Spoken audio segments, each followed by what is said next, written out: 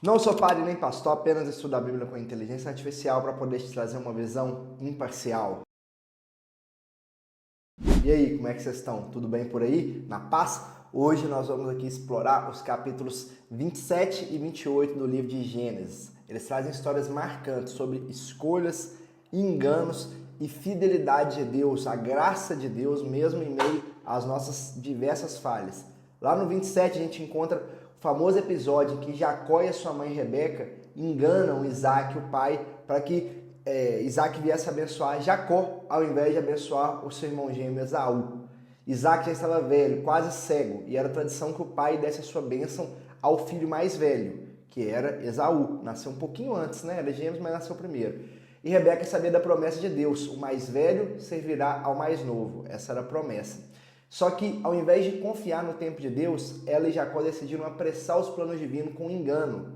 Eles disfarçaram Jacó para ele que parecesse com Esaú e enganaram Isaac para que desse a bênção a filho mais novo, que era Jacó.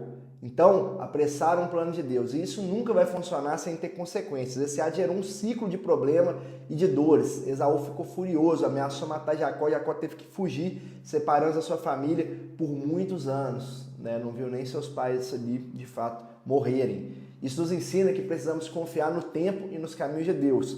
Quando a gente tenta manipular situações ou então apressar as coisas para o nosso favor, tentando falar, não, mas Deus falou que já ia, você deixou apressar aqui, vai acabar criando problemas maiores. A promessa de Deus já era clara, Jacó seria herdeiro da aliança. Só que ao tentar controlar o processo, isso causou dor e conflito. Esaú, por outro lado, é o retrato da indiferença espiritual total que a gente vê muito hoje em dia em diversas pessoas. E tem até que pensar se a gente não está assim.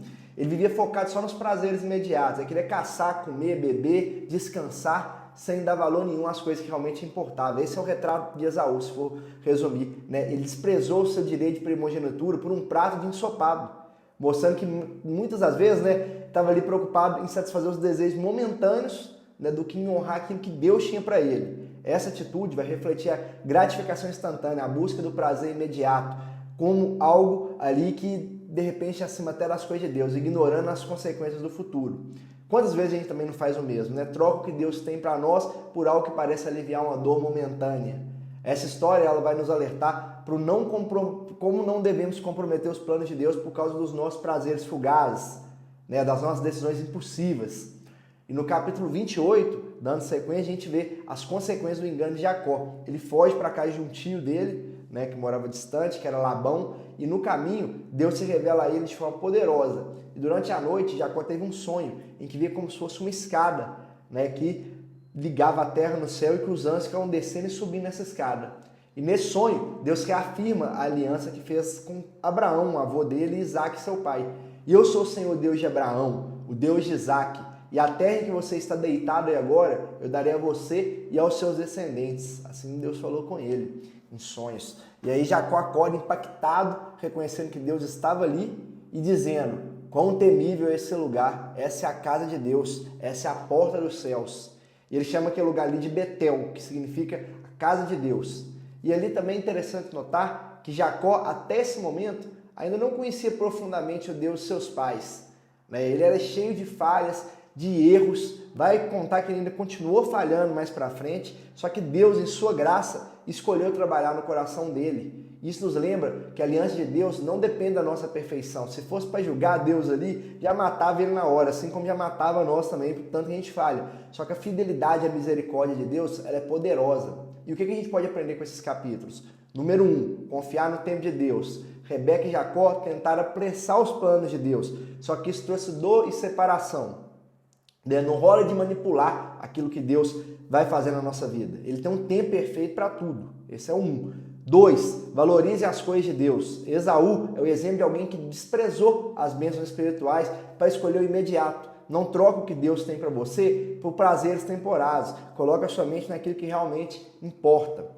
Depois o 3, quebra o ciclo do engano. Jacó seguiu o caminho da mentira e pagou um preço alto por isso. A gente tem que ficar o tempo inteiro refletindo se a gente está perpetuando os padrões errados em nossa vida ou a gente está colocando Deus em primeiro lugar. E 4, Deus é um Deus de graça. Jacó não era perfeito, só que Deus, em sua misericórdia, o chamou e foi trabalhando no coração dele, mostrando que Deus dá uma nova chance mesmo quando a gente falha. E tem um 5 ainda. A presença de Deus transforma. Pensa só, o sonho de Jacó em Betel nos lembra que Deus está presente mesmo nos momentos mais difíceis, nos dando a certeza de que Ele vai cumprir as suas promessas. Mesmo ali no caos, ele correndo, ele fugindo, Deus estava de olho, Deus estava com ele. E por fim a reflexão, será que você está tentando apressar os planos de Deus na sua vida? Ou você está trocando bênçãos eternas, por prazeres momentâneos que estão te afastando de Deus? Como que a gente tem lidado com a graça de Deus? Porque Ele é misericordioso, Ele está sempre pronto a dar uma nova chance, Ele é gracioso em relação à nossa vida. Mas será que a gente está disposto a permitir que Ele venha transformar o nosso coração? E pode ser que uma hora acabou, a graça nós nunca sabemos. Então, vamos consertar, E vamos orar para Deus. Senhor Deus, obrigado porque Tu tem graça, misericórdia, porque nós somos pecadores, nós somos falhos, Pai. Se fosse para o Senhor julgar da maneira ali, 1 mais 1, 2 mais 2, talvez a gente já tinha até perecido. Só que o Senhor é bom, o Senhor é perfeito. Ensina-nos, Pai, ajuda-nos, Pai, a colocar os nossos olhos, a nossa fé naquilo que realmente importa, ao invés de ficar vivendo só pelas coisas momentâneas, só pelaquilo que não tem valor nenhum. É isso que eu te peço em nome de Jesus. Que Deus possa abençoar cada um de vocês. Fique à vontade para comentar falando o que você achou nesse vídeo aqui embaixo e compartilhar com aquela pessoa que você sabe que precisa ouvir isso. Deus abençoe e tenha um excelente dia.